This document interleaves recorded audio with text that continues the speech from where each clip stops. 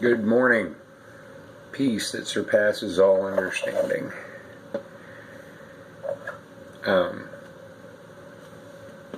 Here we go. Do a video, smoke a cigarette. Living unapologetically. Being true to yourself. You know,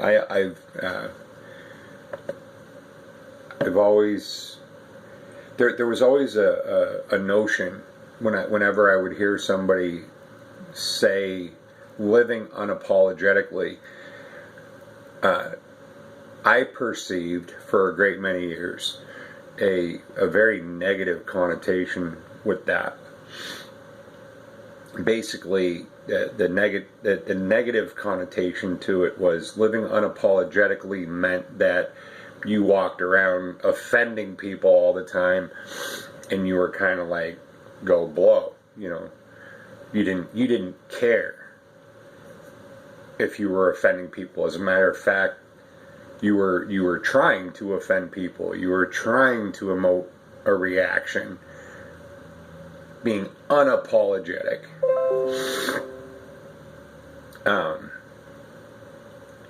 Excuse me.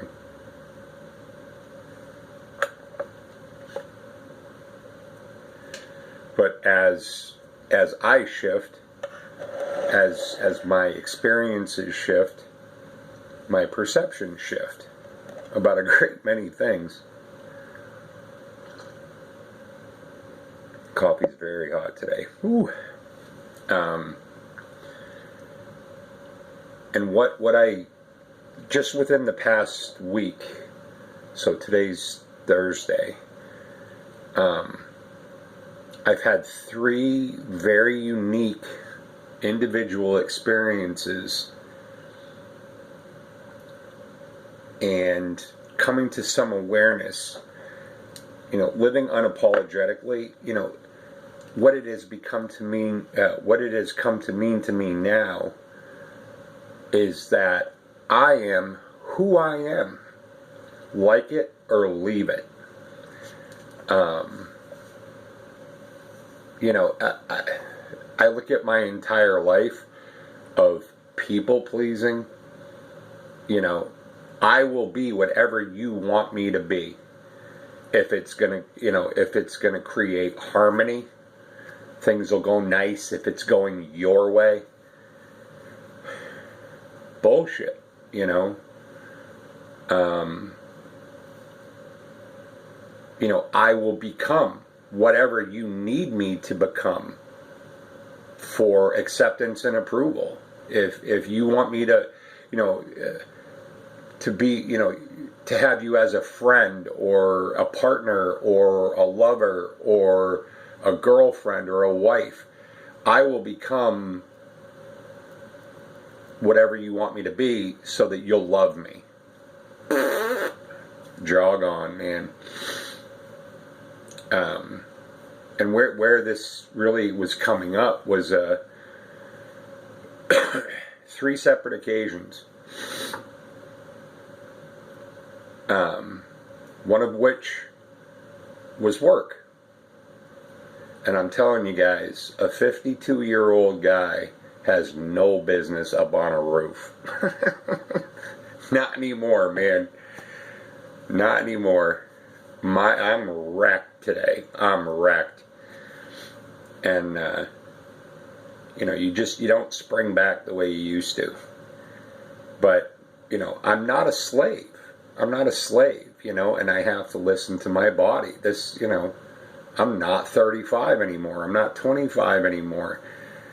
To have the expectation that someone that, you know, that's in my advancing years can, you know, hoof bundles of shingles up a 14-foot ladder and proceed to spend the entire day up on a hot sunny roof without getting dizzy.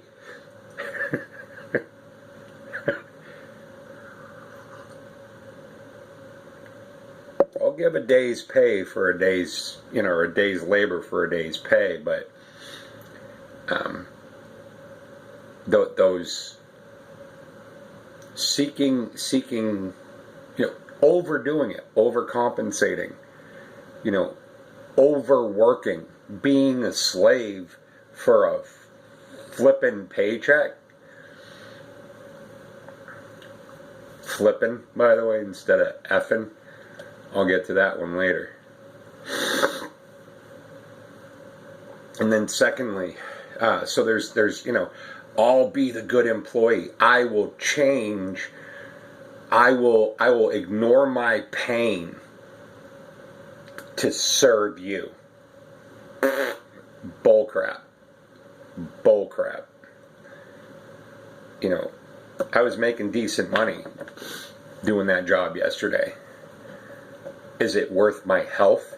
Is it worth a broken back? No, it's not. Is it worth cranked out knees that I can barely walk from where I'm sitting right now around the, to go grab another cup of coffee? Is it worth it? No, it ain't. It's not. And then another experience.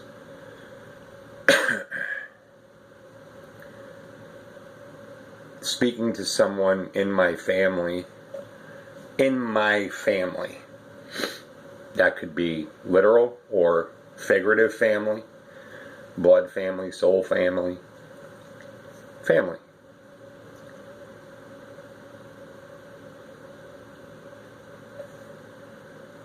And in this conversation, they were expressing opinions and concerns about something that we were experiencing mutually. And I felt myself, this had nothing to do with them. This has to do with me being authentic to myself. We were both experiencing the same circumstance. However, we were both receiving it very, very differently. I saw it one way, they saw it another way. And suddenly, I found myself consciously shifting what I believed about this situation to their belief about the situation, in order to, I was literally changing my belief based on their feelings about that situation, when in fact I completely disagreed. But if it's going to make them feel better, or it's going to shut them up, or it's gonna create peace, like, let's just stop this, whatever, I'm gonna change for that. I'm gonna sell myself out for 10 minutes apiece. You know what I mean? Or whatever. Or to placate them, or to bullshit, man. Bullshit. My opinion or my perception of that circumstance was no, and it's not to say that their perception was any less valid than mine, but to just give up my perception about that for their benefit, so that we would be in agreement. No, we're not going to agree with everybody all the time. We're not going to be harmonious all the time. But you can be in that state of disharmony and still not beat the crap out of each other. We agreeing to disagree. I see this way, and you see that way. And I'm not gonna sell myself out to you or anyone else just to make you feel better, or to make a peace,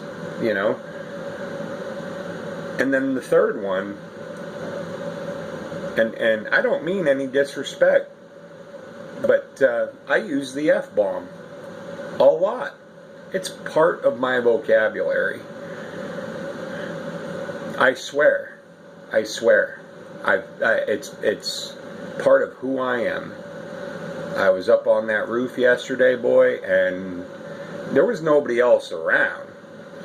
I wasn't, you know, I wasn't swearing at someone. I wasn't being aggressive toward someone, but I guarantee you, if you had been up there, you would have heard some colorful language. Chucking those shingles around and scraping, and anybody who's done roofing before knows what kind of work it is.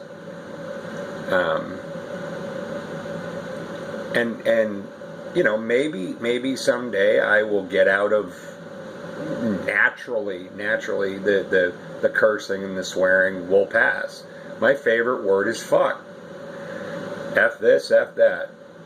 F up, F down. F to the left, F to the right, you know? It's like an all-purpose stress relief word, you know? But again, you know, to change who I am in this present moment to suit, it doesn't mean I'm going to run around and, again, living unapologetically, it doesn't mean I'm going to run around and try to offend people. No, that's not who I am. But to change myself for others, or to do it for other, to do any of these things for other, yes, I can be respectful. Yes, totally. But to live unapologetically, this is who I am. This is who I am in this moment. And, happy, sad, angry, glad, high, low, joyful, depressed, whatever I am in that moment. I smoke cigarettes, I swear, I drink coffee, I drive too fast sometimes. Whatever it is.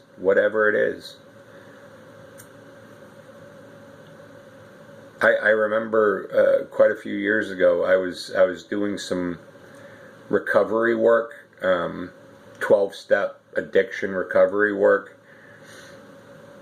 and I remember that was, the person who was guiding me, my mentor, my sponsor, whatever you want to call it, suggested that I write like a bucket list of things, and and I remember writing that down. Yeah, and I don't necessarily think I use those words, living unapologetically, but I do remember the essence. The book I wrote, I'm not going to pull it out and look for it right now because it would take me a while to read through that. But the book that I wrote it down in is on my coffee table, and but I do remember having that thought and that idea to no longer be beholden to other. The only one I have to answer to is me. Yeah, if I've hurt someone, yeah, I want to make an amends and I want to apologize, and of course, it doesn't mean never apologizing, but it means living in such a way where you are being true to yourself, and not bending and folding and cowering to the will and people pleasing of others. This is who I am, man. I wear cut-off shirts, I have tattoos, I say fuck a lot. If I disagree with you, it's okay that we disagree. We don't have to see things eye to eye. We don't have to. We don't know. And I'm not a slave. I'm not, interesting just awarenesses, and they all revolve around the same thing. Changing myself, who I really am, for other. If I see a need to change myself within myself, because I know that it's gonna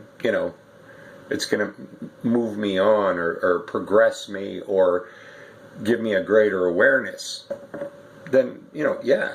But to do it for other people, places, or things, no, absolutely not.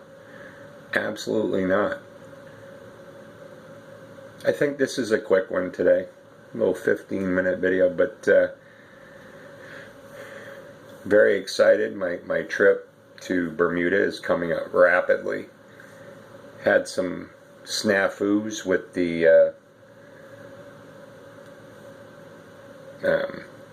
passport application. It's just whatever.